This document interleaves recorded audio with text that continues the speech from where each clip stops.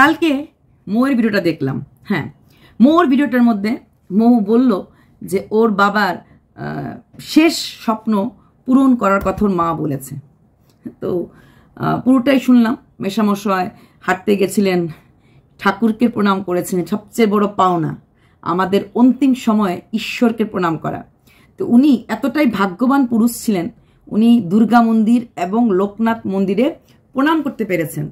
প্রণাম করার পর উনি আরেকটু এগিয়ে যাওয়ার পর উনি গিয়ে বসে পড়েছেন, কাউকে কোনো কষ্ট দিলেন না, বসে পড়লেন। তারপর নাকি মৌয়ের মেশোর বাড়ি, মাসির বাড়ি পাশাপাশি ছিল, কাকুর বাড়ি ছিল, ওরা এসে যখন খবর পেলেন ওরা এসে ওনাকে টোটো করে নিয়ে গেছে। টোটো তো উনি নাকি একটুখানি চোখটা খুলে দেখেছিলেন।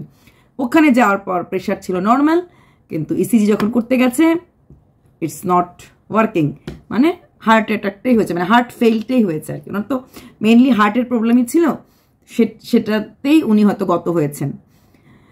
তো মৌয়ের মা কান্না করতে করতে মৌকে বলেছে, মামুনি তোকে তোর বাবার শেষ স্বপ্ন পূর্ণ করতে হবে। শেষ স্বপ্নটা কি? মৌয়ের সন্তান। এটা তো যে কোনো মা বাবারই একটা কথা হতে পারে, যার এক ছেলে এক মেয়ে, ছেলের দিকে 2 ছেলে আছে, মেয়ে এখন মোটামুটি সেটেল হয়ে গেছে, মেয়ে এখন সব কিছুতে দাঁড়িয়ে গেছে, শুধু একটা জিনিস এখনো মেয়ের জীবনে আসেনি, সেটা হচ্ছে সন্তান। আর সব কিছুই হয়ে গেছে। আর মৌ বলেছে অবশ্যই আমি আমার বাবার স্বপ্ন পূরণ করব। হ্যাঁ মৌ, তোমার স্বপ্ন, তোমার জীবনের সফলতা আনার জন্যই, এবং তোমার বাবা যে স্বপ্নটা তোমাকে নিয়ে দেখেছিলেন বলেই উনি তাড়াতাড়ি ওপরে গেছেন, তাড়াতাড়ি তোমার পথটা সুগম করে ফেরত আসতে পারেন এই পৃথিবীতে। জানো তো 1 বছরের মধ্যে খুব চান্স থাকে ফেরত আসার, আমাদের ধর্মগ্রন্থ কিন্তু বলে।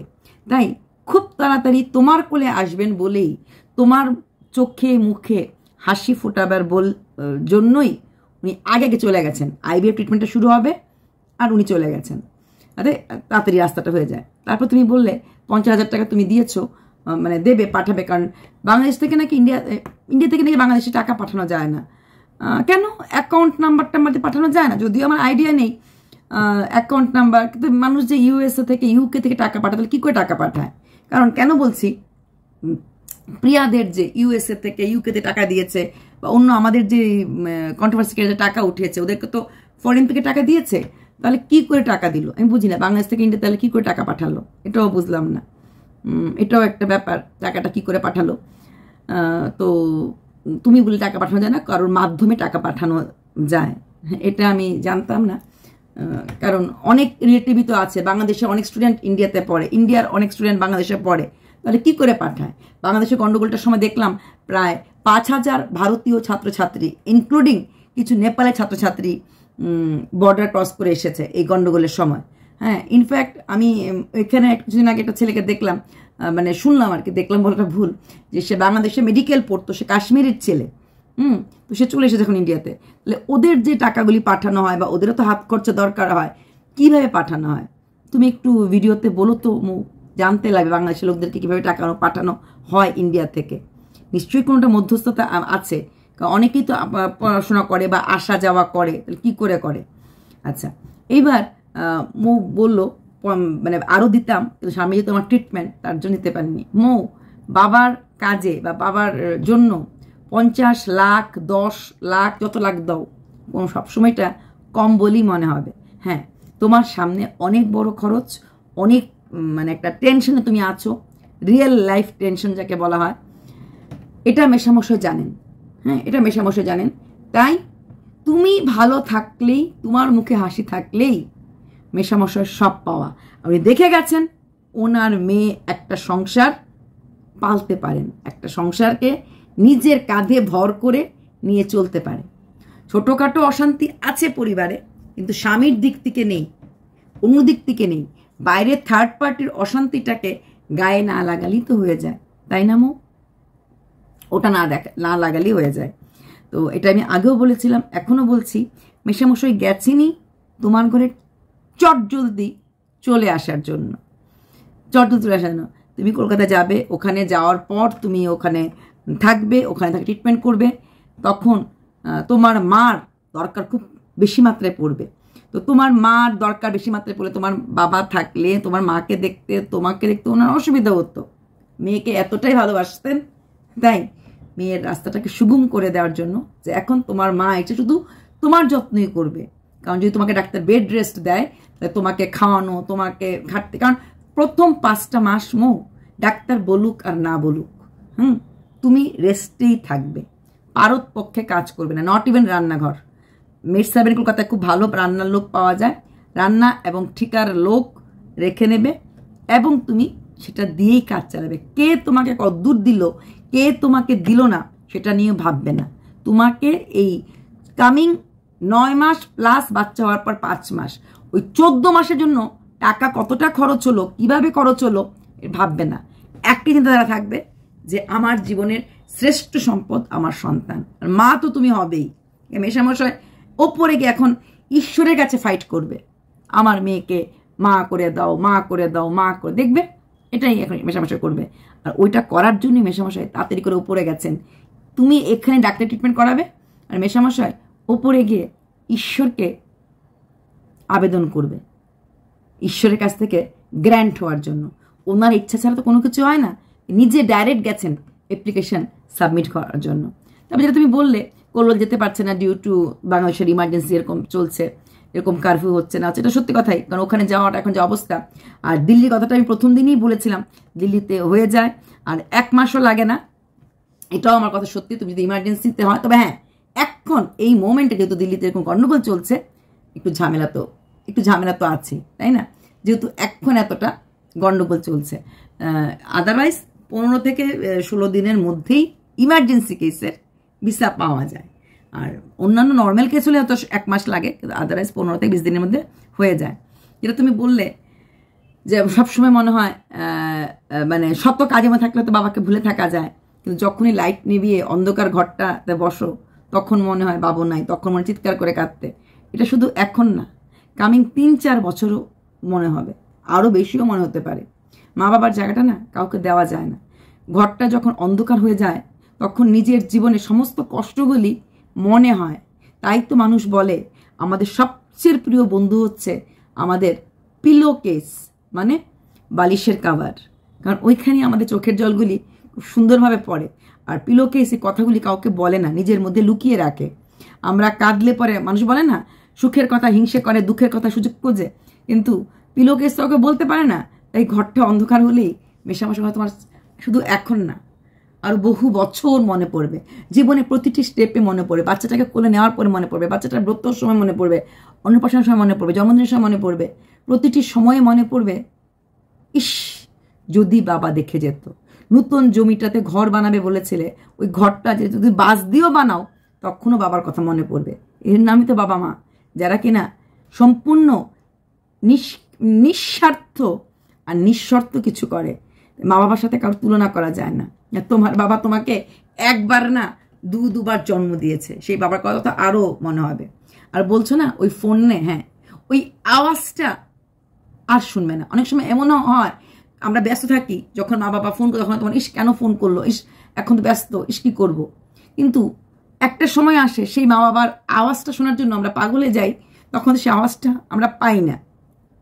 তোমার এই ফিলিংসটা খুব বেশি হবে, কারণ তুমি এই ফোনের সবসময় তো হাতে ফোন থাকে, আর প্লাস তোমার সাথে মা বাবার কানেক্টিভিটি মেইনলি ফোনেই। যদি বাপের বাড়ির কাছাকাছি আসা যাওয়া থাকে, ওদের অতটা হয় না, আপ ডাউন থাকে। যারা দূরে থাকে তাদের মেইন কানেক্টিভিটি থাকে বাবা মার সাথে থ্রো ফোন।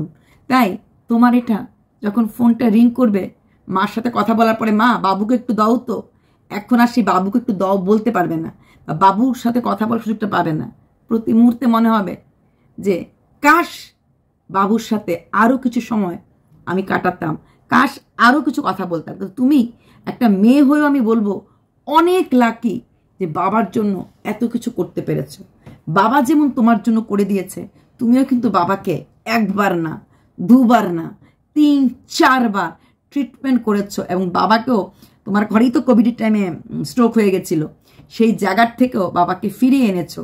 কলকাতা থেকে ফিরিয়ে এনে বাবাকে বাবার মাটিতে বাংলাদেশে পাঠাতে পেরেছো বাবাকে তীর্থ করিয়ে জগন্নাথ দর্শন করাতে পেরেছো, বাবাকে সমুদ্র স্নান দেখাতে পেরেছো, তোমার বাবা মা রামকৃষ্ণ দীক্ষিত, আমিও রামকৃষ্ণ দীক্ষিত, তাই সেই রামকৃষ্ণ সেই বেলুর মঠ দেখাতে অনেক করতে পেরেছ মৌ। চাকরি না করে সেরকম কিছু না করে এক দেশ থেকে অন্য দেশে এসে অনেক করতে পেরেছ। অবশ্যই তার জন্য তুমি তোমার ইউটিউবের কাছে কৃতজ্ঞ থাকবে, ইউটিউবের ফ্যামিলির কাছে কৃতজ্ঞ থাকবে। তো এটাও কিন্তু অনেক বড় করা। তাই জীবনে আয়নার সামনে দাঁড়িয়ে বলতে পারবে যে হ্যাঁ, মেয়ে হিসাবে আমি ফেলনা নই। বাবাকে দেখিয়ে দিতে পেরেছ চলে যাওয়ার আগে, I am a successful woman. এটা অনেক কম মেয়েই পারে। বাবা মা, তোমার বাবা মা হিসাবে আজকে দেখো, তোমার বাবা মাকে হয়তো বাংলাদেশের কিছু লোক চেনেন বা ওই এরিয়ার লোক চেনে। আজকে তোমার জন্য তোমার বাবার ফটো 2 লাখ পরিবার দেখছে। কত লোক তোমার বাবার আত্মার শান্তি কামনা করেছে, কত লোক তোমার বাবার জন্য চোখের জল ফেলেছে। এটা শুধুমাত্র তোমার জন্য। তাই মেয়ে হিসাবে কিন্তু তুমি অনেকটাই প্রতিদান দিতে পেরেছো। বাবা মার দান কখনই দেওয়া যায় না, বাট স্টিল তুমি করেছো। এইবার বাবা আরও তাড়াতাড়ি চলে গেছেন তোমার জন্য অ্যাপ্লিকেশন সাবমিট করতে, তোমার জন্য উপর থেকে ভালোভাবে অ্যাপ্রুভ নিয়ে আসার জন্য। তাই ডোন্ট ওয়ারি মৌ, তুমি সাকসেস হবেই হবেই। আর রইল বাকি ওই অন্ধকার ঘরে কান্নাটা, ওটাও তুমি করবে, ওটাও তুমি কামিং ডেজে আরও অনেক দিন করবে। শুধু এখন বলতে না, আরও অনেক দিন করবে। প্রতিদিন ওই বাবা যে জিনিসটা খেতে ভালোবাসেন ওটা রান্না করতে গেলে যখনই রান্না করতে যাবে মনে পড়বে যে বাবা এটা খেতে ভালোবাসতেন। সেখান থেকে নিজেকে কখনোই দূরে রাখতে পারবে না, কোনো দিন পারবে না, কোনো দিন পারবে না। মা বাবা জিনিসটাই এরকম, যাদের আছে তারা বোঝে, যাদের চলে গেছে তারাও বোঝে। কিন্তু বৃথা কিছু ছেলে কিছু মেয়ে ওই মা বাবাকে খাওয়ালাম, মা বাবাকে রাখলাম, মা বাবাকে বৃদ্ধাশ্রমে দিয়ে দিলাম, ওইগুলি করে। যখন চলে যায় জানি না সেই সব ছেলে সেই সব মেয়েদের কষ্ট হয় কি না, জানি না রে মৌ। এরকম তো প্রচুর আছে, আমার দেখাশোনা প্রচুর আছে। কি করে যারা পারে তা জানি না। তবে হ্যাঁ, সত্যিকারের ভালো ভদ্র ছেলেমেয়েরা কোনোদিনই মা বাবাকে বোঝা মনে করবে না, কোনোদিনই মা বাবাকে ওল্ড এজ হোমে দিতে চাইবে না। যাদের মধ্যে মনুষ্যত্ব আছে, যাদের মধ্যে নেই, তারা তো অনেক কিছুই করতে পারে, তাদের কথা নয় নাই বা বললাম। যাই হোক, এইটুকুনি বলবো, অন্ধকার ঘরে কেঁদো না। এখন তোমাকে স্ট্রেস ফ্রি লাইফ থাকতে লাগবে। বাবার কাজটা হয়ে গেলে পরে ধীরে ধীরে কলকাতার দিকে রওনা দাও, যাতে সেখানে গিয়ে তুমি নতুন করে সংসার পাততে পারো, নতুন করে আবার জীবন যাপন করতে পারো। দেখো কপালে কি লেখা আছে। এমন তো হতে পারে কলকাতায় গেলে তোমার ব্লগিংও খুব ভালো চললো, আর অনলাইন বিজনেস নিজেই ওখানেই একটা দোকান টোকান দিয়ে দিলে। ইউ নেভার নো কখন কোথায় কি লেখা আছে, কোন মাটি তোমাকে টানছে আর কোন মাটিতে তোমার কি না কি হবে। তবে হ্যাঁ, যে পাসপোর্টের কথাটা আমি বলেছিলাম, তুমিও যেটা বললে যে হ্যাঁ মানে সবাইকে হয়ে গেলে পরে বলতে, তো আমি একটা কথা বলবো মৌ, পাসপোর্টটা তুমি করে নাও। আর পাসপোর্টটা করে নেওয়ার পর সবাইকে দেখিয়ে দাও যে হ্যাঁ, আমি পাসপোর্ট করতে পেরেছি, আমি চোরাই পথে আসিনি। ইয়েস মৌ, পাসপোর্টটা করে নাও। কলকাতা যখন যাচ্ছ একটু টাকা পয়সা দিয়ে হলো পাসপোর্টটা করে নাও। ওই স্পেলিং মিস্টেকটা চেঞ্জ করে নাও। 15 থেকে 20 দিন লাগবে ওই চেঞ্জ করে তোমার কাছে পাসপোর্ট আসে। পাসপোর্ট তো বাই পোস্টে আসে, তাই ওটা তুমি অ্যাপ্লিকেশন জমা দিলেই বাই পোস্টে চলে আসবে। আচ্ছা, এখানে আমাকে কালকে একজন পরশুদিন একজন কমেন্ট করেছিলেন যে পাসপোর্ট আপনি মুম্বাই থাকেন, খুব তাড়াতাড়ি এক্সপায়ার হয়ে গেছিলো, 3 দিনের মধ্যে রিনিউ হয়ে চলে এসেছে, কোনো ঝামেলা হয়নি। সেটা হয়তো আপনার এলাকাতে বা আপনার কেসে হয়নি। তবে একটা কথা আমি বলবো, পাসপোর্ট খুব তাড়াতাড়ি কিন্তু রিনিউ করতে আমি আমার নিজের মেয়ের ক্ষেত্রেই পারিনি। আমার মেয়ে কিন্তু অলরেডি ইন্টারন্যাশনাল ট্যুরে গেছিল, পাসপোর্ট ছাড়া তো যাওয়া যায় না। তারপরও মেয়েকে যখন রিনিউ করতে হলো, এখান থেকে রিনিউ করেছিল, হরিয়ানা থেকে রিনিউ করতে হয়েছিল, তখন কিন্তু প্রবলেম দেখা দিয়েছিল। ওরা রিনিউ এটা পাসপোর্ট, যেই পাসপোর্টটা অলরেডি মেয়ে ঘুরে এসেছে, সেই পাসপোর্টটা যখন আবার রিনিউ করতে গেলো, পাসপোর্ট বলছে ফটোটা ঝাপসা লাগছে, হ্যান লাগছে, ত্যান লাগছে, এমন হাসি পেয়েছে যে অলরেডি তো মেয়ে ইন্টারন্যাশনাল ট্যুর করে ফেলেছে, তারপরও পাসপোর্ট অফিস কি করে খুদ বার করছিল। তাই যিনি আমাকে বলেছিলেন ডিপেন্ডস আপন পাসপোর্ট অফিস, এটা আমি বলবো, কারণ এটা আমি নিজে ভুক্তভোগী আমার মেয়ের জন্য। হ্যাঁ, কারণ আমার পাসপোর্টের এক্সপায়ার হয়ে গেছে, মেয়ের হয়ে গেছিলো, ছেলের হয়ে গেছে। আমার আর ছেলেটা এখনও রিনিউ আমি করতে দিইনি, যাইওনি। মেয়ের দরকার পড়ে, তার জন্য মেয়েরটা রিনিউ করেছি, কিন্তু করার সময় কিন্তু প্রবলেম হয়েছিল। মৌয়ের কথা বলতে গিয়ে অনেকে বলছে যে মৌয়ের পাসপোর্টে একটা মিথ্যে হ্যান তেন। আমি সাক্ষী, আমার পরিবার সাক্ষী, আমার মেয়ের।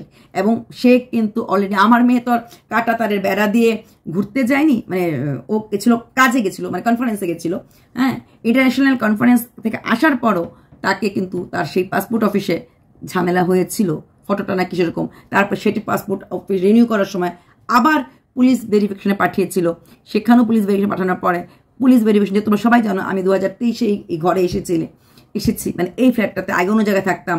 পুলিশে জিজ্ঞেস করেছে এই ফ্ল্যাটে, পার্টিকুলারলি এই ফ্ল্যাটে আমি কতদিন ধরে থাকি, 1 বছর ধরে থাকি না নাকি 1 বছর ধরে না থাকলে, এটা গত বছরের কথা, গত বছর অক্টোবরের কথা, তাহলে কি করে ভেরিফিকেশন হবে?